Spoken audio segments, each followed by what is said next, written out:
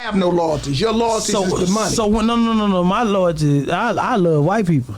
Yeah. My neighborhood right now is white, and See, I ain't got a Sambo. No. So he loves white people. Sambo. In this dispensation, 2024, that's a Sambo. This young man said he loves. Niggas have gave me more problems than white people. Yeah, you know that. I like Lil Wayne. I got shot by a nigga. Okay. You know what I'm saying? I got snitched on by a black stud.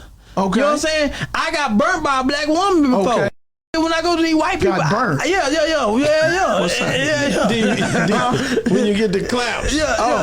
Okay. He got me gonorrhea. Oh yeah, he was locked up. He didn't get the experience. Yeah. It was terrible. It was terrible out here one time. It was terrible out here one time. Gonorrhea. That shit terrible out here. You missed that. But yeah, you missed that time. Listen, but yeah, all my heartaches, my nigga, a black person killed my artist. All my heartache came from niggas. Nigga, when I gotta go to sleep at night, when I wake up, walk out this door, I don't be thinking I'm gonna get killed by a Mexican or a white woman. I'm thinking I'm gonna get killed by a black man. Yeah, we on Boss Talk 101. Yeah, we gonna talk.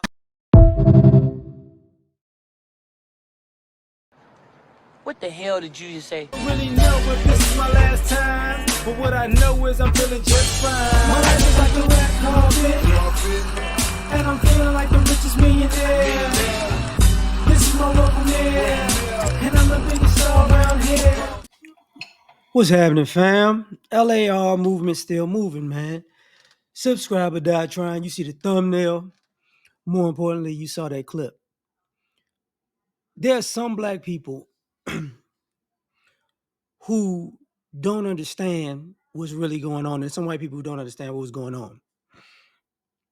Because there are some black people who constantly get into stuff with other black people, and the reason that they like white people so much, not a diss towards white people, is because they feel safe around them, because all of a sudden they wouldn't do all the wild stuff that they was doing around the black people, around the white people, because they'll probably get locked up. So you got a guy that's gonna play, street games, right?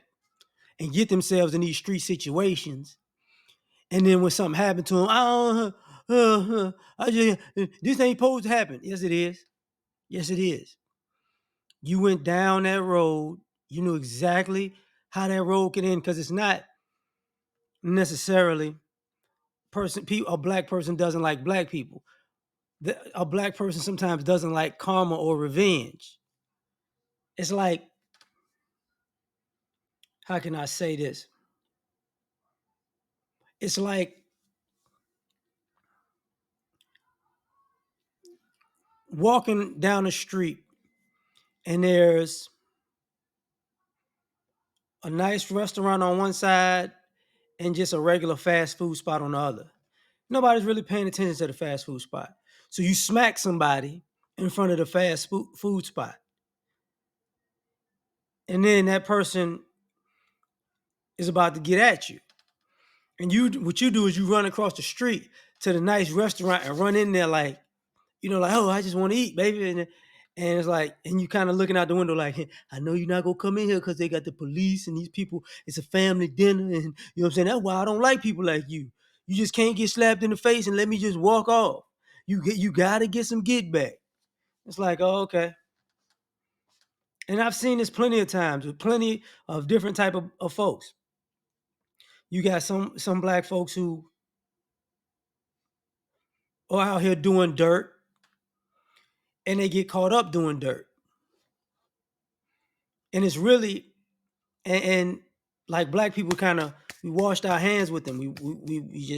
You done, man. It's like you done too much. And then white people help them. And then they turn around and they say, look, man, only really white people help me. The black folks ain't never helped me. And it's like, yeah, you didn't cross them white folks like you crossed black folks. It's a difference. It's a huge difference. Somehow when you got around those white folks, you had integrity and you were honest and you was respectful. But with your own people, you were none of that. But you leave that part out of the story. And then you got some black folks who They're devious, but they're only devious around other black people. So they're living a double life. So with these folks, I'm gonna act like this, and with these folks, I'm gonna act like that. And people are like, nah, bro, mm-mm, mm-mm. You're not gonna come around here and be super gangster when you're around us black folks, and even when we not being gangster, and then get to leave and trot off to the suburbs and go, hi, Jim, it's been a great day. Hi, I love it over here.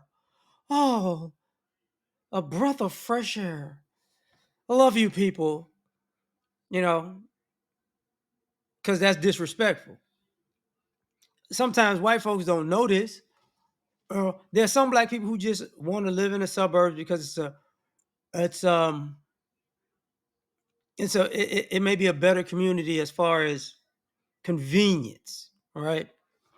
And sometimes safety, but sometimes white suburbs get a lot of break-ins. They just kind of downplay it.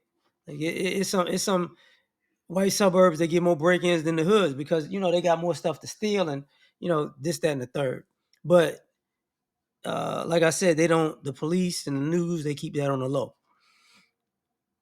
But you got these folks out here who it's not that the white man's ice is cold. It's that the white man's life is more peaceful. And it's like, yo, why don't you cause peace out there? Because it's kind of like the same mentality, and it's a street mentality. It's a quote unquote thug mentality, because you get a lot of guys who are quote unquote in the streets, in a criminal activity, and they straighten up the minute they cross that imaginary line from black side to white side. You know, they gonna do everything, one way. Like he in a video like this with the black folks, right? Soon as he crossed that imaginary line, he tucking my chain. Sorry, I'm just not gonna. No, I'm just a fan of this team. Hi. Some people think they're code switching. It's like, no, you just fake. Then you get across the back on your quote unquote side of the tracks, and now you back to you know what I'm saying, and and, and it's a respect thing. It's over, it's a respect disrespect thing, because when you in your black neighborhood, you're doing too much. You're bringing too much attention to yourself. You causing a distraction, man. But somehow when you get to cross that imaginary line, you all of a sudden got common sense. Like, I'm not going to do that in this nice white neighborhood around these nice white people. They might call the white cops on me and then they're going to bust me. And I don't want that. When I get here, I know how to act. You see it all the time. You see people, of all races, really, who try to be extra thuggish. You see that if you live long enough, you've seen them walk into a nice restaurant, and all of a sudden, they can look like the streets, smell like the streets, but all of a sudden they got manners. And people like that sometimes annoy me because they have a slave mind. See, they're rebellious slave with the black folks, and then when they get around the white folks, they Steven from Django. So to me, it's like, That's why the guy was like, when he was saying, black people shot me, black people did. Yeah, you was getting yourself into stuff that caused that. That didn't, like, a lot of that stuff didn't happen out of the blue by mistake. It was cause and effect.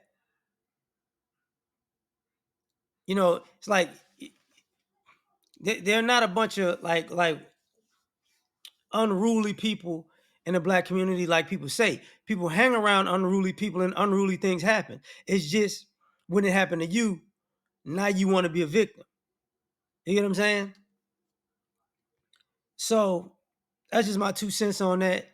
You know, that clip made me just want to do some content. So that's what I did. You know, catch y'all on the next one. Like, share, subscribe. Peace.